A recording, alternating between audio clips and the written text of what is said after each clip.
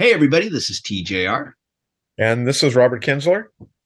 And it's been said, so I've heard, that Valentine's Day is the most romantic day of the year. So today, in recognition of February 14th and lovers everywhere, and I'm sure you little sickos know who you are, we are going to each name our top favorite love songs. Now, for this video, I suggested to Robert that we use the same stream of consciousness method that we have been using in our top 100 songs of all time series of videos, where we don't overthink it. Just whatever the first song is that pops in our head, bam, that's your number one. Whatever is the second one, bam, that's your number two. And so, because to be honest, I'm sure you'll agree, Robert, we both could probably list hundreds of songs if we allowed ourselves to. We could get really caught up. There's so many great ones. Yeah. So, with that said, I will turn the microphone over to you, sir, and give us your first pick. All right. Sounds good. So I'm going to kick things off with Bus Stop, which is a song from the Hollies. This is a wonderful song that was recorded and released as a single by the Hollies back in 1966.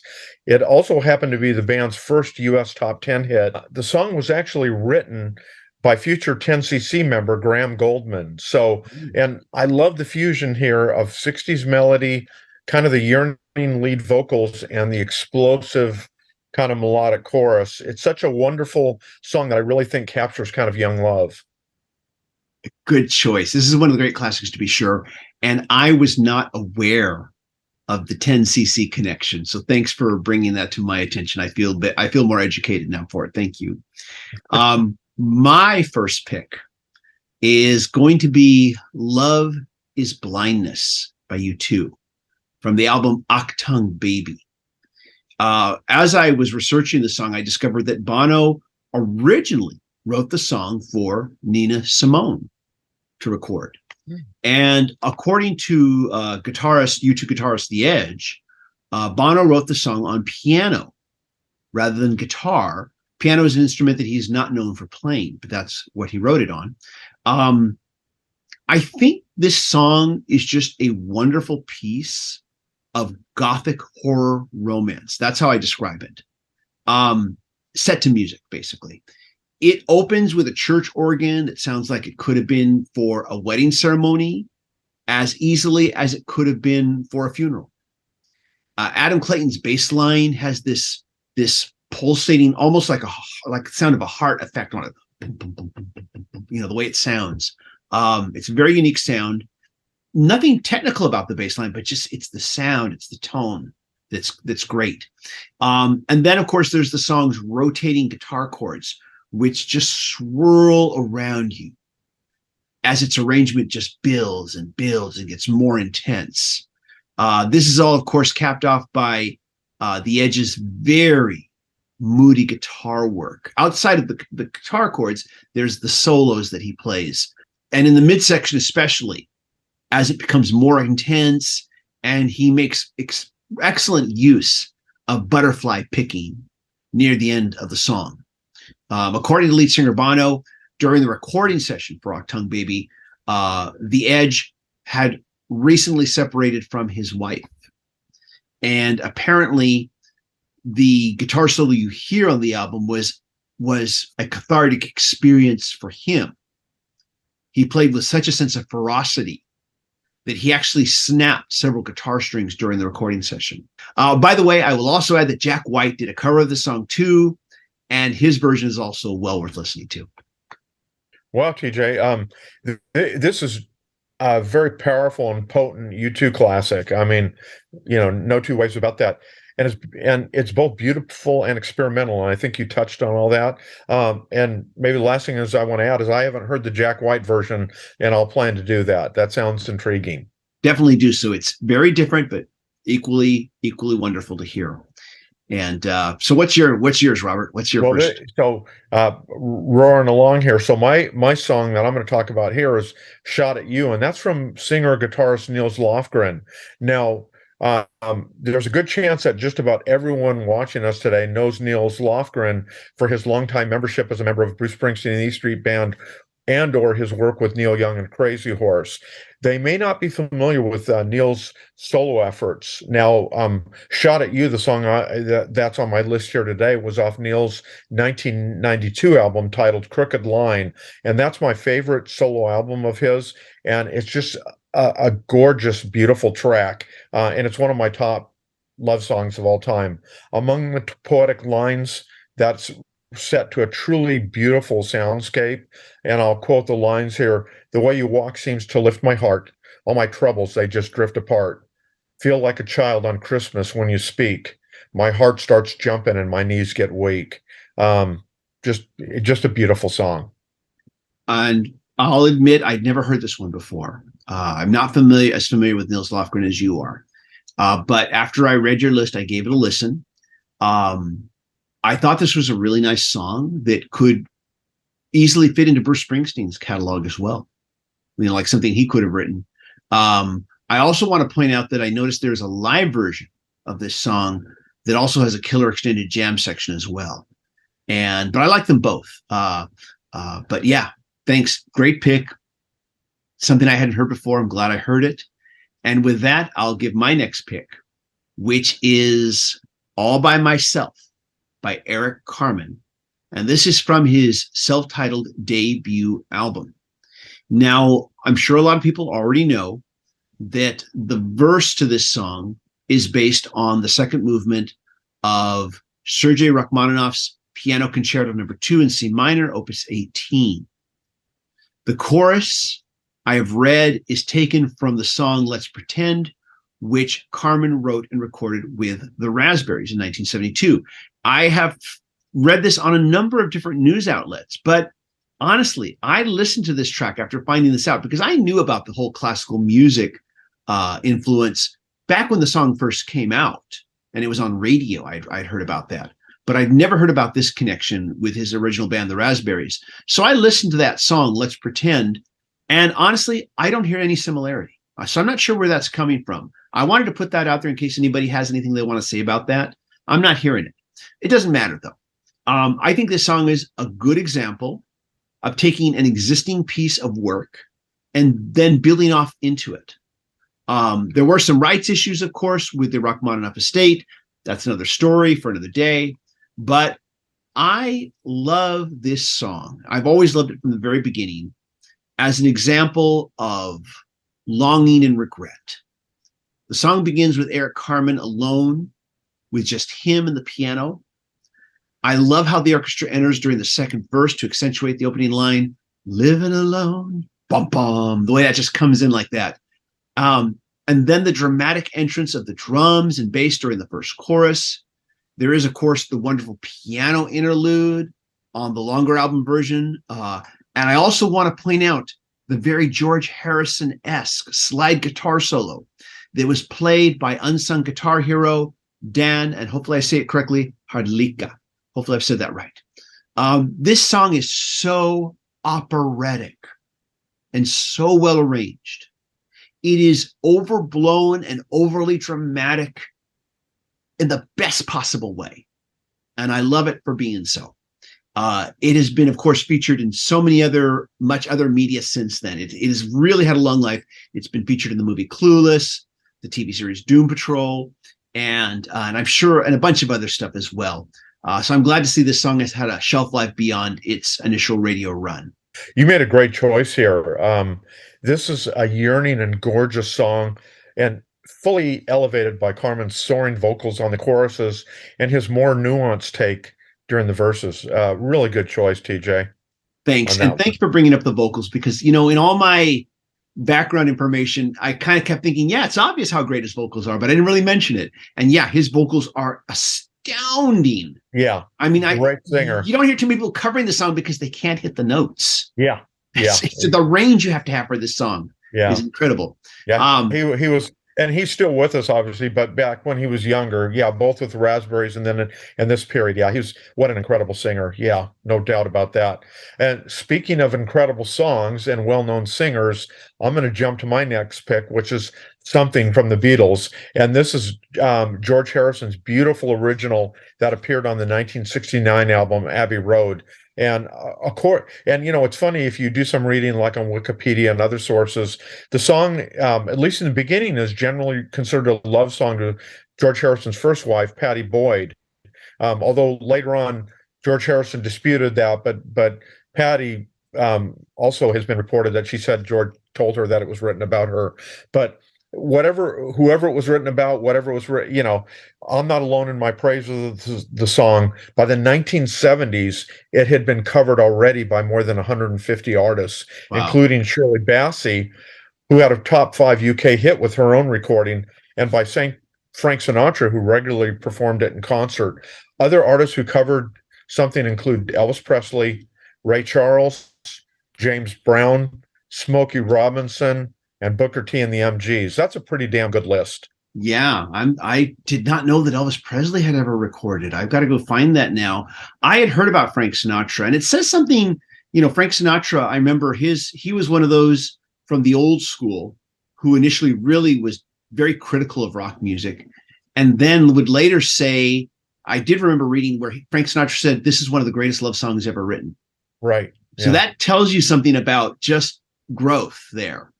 And from non-acceptance to acceptance, within a few short years, for him to say that. But yeah, one of the all-time classics. George Harrison really knocked it out of the park with this one. And one of the great pleasures of watching Peter Jackson's Get Back was seeing him still in the process of writing this future masterpiece. And great choice. So my pick is going to be one from the 70s entitled My Eyes Adored You by Frankie Valli from the album Close Up. It wouldn't have been, maybe not that long ago, maybe 10 or 15 years ago, that I would have called this song a secret guilty pleasure. But I don't believe in guilty pleasures anymore when it comes to music. I believe you should love the music you love and do so unashamedly. This song was written by Bob Crewe and Kenny Nolan, who were also well known for writing the hit single Lady Marmalade by LaBelle. And this song is told from the perspective of an adult thinking back to a long-lost childhood sweetheart. When I listen to this song, I think of an adult who is jaded by the complexities of relationships and falls in love with the idea of innocence, or the innocence of that early childhood sweetheart, I guess I should say. I also relate to this song from my own experiences. When I was in grade school, there was this neighborhood girl who was the same age as me and who lived just a few houses down from where I lived as a kid. And the two of us would play together and say that we were boyfriend and girlfriend. And we would walk around holding hands. I remember once I gave her a piece of like a toy ring from Costume Jewelry and, things like that. And I'm sure our parents just thought, oh, look how cute they are. I don't think we ever even kissed each other. It was all very innocent, like we were pretending what we thought boyfriend and girlfriends, were supposed to be. But this song is so lushly arranged. And Frankie Valli really delivers on the vocals here. As beautiful and as lush as the arrangements are, I don't think this song would happen without the sincerity that he puts into it, the feeling of regret, the feeling of melancholy. He really delivers on this one. Yeah, TJ, you're so right. There's an innocence and nostalgic approach in the song that you just don't hear anymore. Yeah. Frankie Valli had a great voice and sings this with a masterful, very nuanced approach. And like I say, it's of its time, but obviously it stands up still because of the great vocal performance as well. I agree. And I'm speaking of great vocal performances and great songs, I'm going to jump ahead to my next pick, which is Miracles by Jefferson Starship. Now, Miracles was penned by singer Marty Balin and featured on Jefferson Starship's 1975 album, Red Octopus. I still love that title. The song peaked at number 3 for 3 weeks on the Billboard Hot 100. And according to Wikipedia, the song was inspired in part by the Indian guru Sathya Sai Baba. And I probably probably totally butchered that, and in part by a woman that Balin was in love with at the time. Whatever the genesis of the song, I find that it's lovely, and you know the album version runs 6 minutes and 52 seconds, but never feels like it's too long. And not only do I love Marty Balin's lead vocals, but I'll tell you the dynamic way that his voice blends with Grace Slick. This is just a really special recording. I remember this song when it first hit radio, and I've always really liked this one. And I remember there's some really nice guitar work in it too, as well, that I thought I should point out too. But There is, yeah. yeah, great track, great pick. Yeah, and I think Craig Chaquico was probably like, I'm guessing maybe 18, 19 when he was doing all that amazing guitar work. Wow. It's a great song, and it's one of the songs that I won't hear it for a while, and then I come back to it. It's a beautiful song and definitely conjures up feelings of romance when you listen. My next pick is by John Lennon from his solo album, Plastic Ono Band, a song simply entitled Love. This is, in my opinion, one of John Lennon's most completely unpretentious and nakedly real lyrics that I think he's ever written. The song's gentle and lilting piano opens and builds so quietly at first, you almost don't realize it. It's almost the way that love for another person can slowly build on you too. There is the song's incredibly simple and yet incredibly powerful lyrics. Every line of lyric is a call out and answer describing what love is. And these lyrics are, in my opinion, deceptive in their beauty and their power. I think these songs' lyrics are a masterclass in the less is more school of lyric writing. And all of this is sung over Lennon's very dreamlike piano melody and chord progression. TJ, this is a wonderful and deeply affecting song from obviously one of rock's all-time greats. He just sounds so amazing here. And I know, sometimes in some of the more upbeat recordings he did, he might, do layers of his own vocals. Here, it's just raw up front and so affecting. Great choice. Great choice. Thanks. Now I'm going to go to something probably a little bit more enhanced in terms of its arrangement, and that is Just Like Heaven from The Cure. Now, Just Like Heaven is a song whose lyrics were written by lead singer and band frontman Robert Smith, who was reportedly inspired from a trip he had taken to the shore with his future wife at the time, Mary. I can't believe it was the third single released from the band's 1987 album, Kiss Me, Kiss Me, Kiss Me, because it ended up being their first big American hit. I don't know why they didn't release this song first. It's such a great, exuberant, and joyful song. Just a great track, and definitely makes you think of love. I don't know The Cure the way you do. And I keep saying, every time we bring up The Cure, I keep saying, yeah, you really need to listen to them more. I, of course, know this song. I remember it being on the radio. It never occurred to me that this was a love song until you sent me your list, and I went online and checked out the lyrics. So thank you for, again, increasing my appreciation for The Cure and giving me just a little bit more impetus to listen to them a little bit more. At some point, I've really got to sit down with one of the, I know you've recommended different albums. I just haven't had time. I need to sit down and just listen to The Cure a little more closely. That was your final pick. And now it's my final pick. And my final pick is And I Love Her by the Beatles from the album A Hard Day's Night. Now, truth be told, I actually did an in-depth analysis of this song on this channel quite a number of years ago. You can watch that one if you want. I really discussed that song at great length.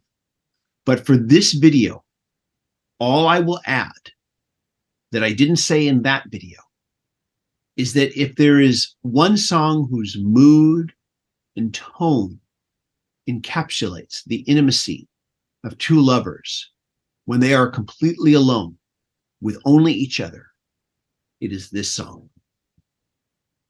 TJ, you hit it. This is a timeless track. Paul's tender vocals and the band's great restrained delivery within this amazing arrangement. I mean, they were very young here. It's pure magic, and I don't think there's any greater expression of love musically than probably that song.